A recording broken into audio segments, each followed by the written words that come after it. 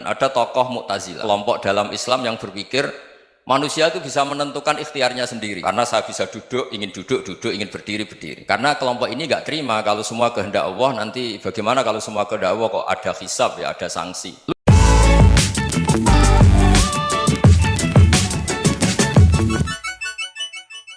Tapi ada ibadah-ibadah yang selalu disarankan Nabi. Sampai Nabi itu pernah ditanya, ayul islami khairun ya Rasulullah, Islam terbaik itu gimana? Jawaban Nabi itu unik. It'amut to'am, Islam terbaik itu ya makan-makan, santai-santai. Ketika Allah menyebut beberapa kebaikan, falak tahamal akobah, wa ma adrokan apa? Mal akobah. Terusannya apa? Fakku rokobah. Terusannya apa? Au it'amun fiyaumin di masubaya. Atau acara makan-makan itu juga Islam. Kenapa? Ya bayangkan kalau tidak ada makanan, kita mati kan? Kondisi sosial tidak ideal itu Anda masih gak apa-apa. Tapi kalau Anda tidak makan, Anda tidak minum, kamu punya istri cerewet masih bisa hidup, punya mertua cerewet masih bisa hidup. Tapi kalau tidak makan bisa mati. Berarti penting mana istri sama makan? Penting mana? Makan. Semoga istri Anda dengar, nanti kamu disuruh makan tapi pulang. Itu kalau dibahasakan makan masih memahami. Penting mana nasi satu piring dengan istri. Nggak ada nasi mati, nggak ada istri belum mati. Penting mana? Nggak berani jawab kan? Ternyata Anda ada garang kan di depan istri. Jadi saya mohonlah, mungkin Mas Sufyan Sauri tadi yang bisa bantulah teman-teman tuh ngaji yang keseharian saja, karena kita nyari ridha Allah itu berdasar firman Allah, dan firman Allah itu menyebut keseharian tuh riang gampang. Itu tadi misalnya wa min ayatihi manamukum billaili wanar, termasuk ayat-ayat Allah itu kamu tidur. Maka dulu itu ada guyonan, ada tokoh Mu'tazilah, kelompok dalam Islam yang berpikir manusia itu bisa menentukan ikhtiarnya sendiri. Karena saya bisa duduk, ingin berdiri, berdiri. Karena kelompok ini nggak terima kalau semua kehendak Allah, nanti bagaimana kalau semua kehendak Allah kok ada hisab ya, ada sanksi. Lucunya itu dia akhirnya, ini cerita ya, mencintai seorang perempuan cantik sekali. Dan itu dia menjadi ahli sunnah itu oleh hal-hal yang sepele. Karena istrinya cantik, ya namanya suami istri itu hubungan intim. Terus ditanya, Mas, masih ingin lagi? Masih. Silahkan diulang lagi. Wah ya tidak bisa. Katanya manusia bisa menentukan yang diinginkan. Itu tobat itu nggak bisa ditobatkan Mas Sufyan Sauri. Orang cantik yang mudah nobatkan orang itu orang cantik. Segampang itu. Akhirnya kita tahu. Makanya kalau dalam kitab hikam itu disebut al-akil mayakul madza yaf'alu wa hubi wal ghafil mayakul madza af'al. Orang yang punya akal karena sadar ini wilayah Allah, semua milik Tuhan.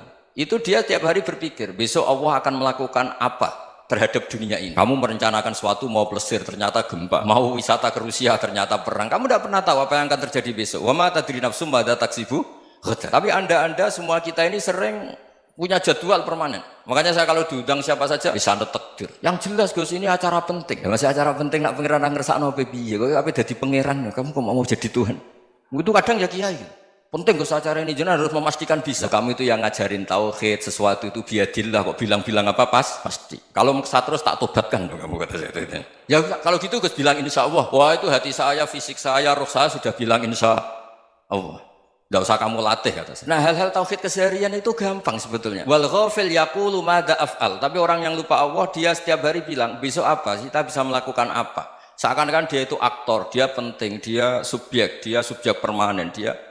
Padahal kita ini hanya objek kehendak Allah Subhanahu wa taala. Karena kita yakin sesuatu yang terjadi di alam raya ini kita tidak bisa apa-apa. Makanya saya sering ngaji, sering bilang, ketika Anda mensifati Allah, Dia yang menghidupkan. Sudah itu tanamkan sehingga ketika kita mati santai saja. Kenapa santai? Allah punya cara menghidupkan kita. Zaman kita hidup juga gak tahu caranya ngelola jantung, ngelola paru-paru. Kamu juga gak tahu ngelola oksigen yang tidak beracun, tidak mengandung polusi. Tahu-tahu hidup, gak ingin tua ya tahu-tahu tua, gak ingin mati tahu-tahu mati. Selama ini kita hidup juga gak tahu apa-apa, hanya gaya tok, punya jadwal, punya planning. Kalau kamu bisa menentukan pilihan Anda, pasti Anda istrinya cantik, 4 neriman semua, kona'ah semua. Nyatanya enggak kan? Ada 1 jelek, cerewet, wah itu kan nyatanya enggak bisa apa-apa Anda kan, dan kamu bawa mati lagi. Itu kan istri Anda juga gitu, punya keinginan, punya suami yang ganteng, yang jabat, yang neriman, yang enggak poligami.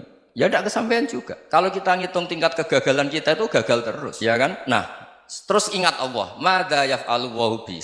Orang yang punya akal selalu berpikir Allah itu menghendaki apa terhadap saya. Lalu sama-sama orang lihat orang yang serius. Itu kata Anda itu pemikir berat, serius. Senang punya tokoh yang merengut tuh, karena kamu anggap serius. Tapi sebagian orang anggap orang yang serius itu wong merengut, wong masam, wong muka kok ditekuk. Jadi sama Itu hati ya muqallibal qulub tsabbit qalbi ala dini. Karena kita nggak tahu cara berpikir kita tentang orang lain, tentang sekeliling kita. Misalnya kita orang baik yang jenis ngrumat fakir miskin. Ada orang bangun masjid mewah itu janggal. Apa artinya masjid mewah kalau banyak orang kelaparan? Tapi kalau yang jenis pendidikan apa artinya masjid mewah kalau tidak bisa ngaji? Nanti yang jenis infrastruktur apa artinya ini kalau semuanya punya sudut pandang yang berbeda-beda. Dan Islam mengapresiasi semua kebaikan. Tapi katakan semua kebaikan itu adalah kehendak Allah Subhanahu wa taala. Karena apapun baik Anda itu pakai fasilitas yang diberikan oleh Allah Subhanahu wa taala. Sehingga ini yang disebut kulillah tsumma darhum fi khawdihim yal'abun.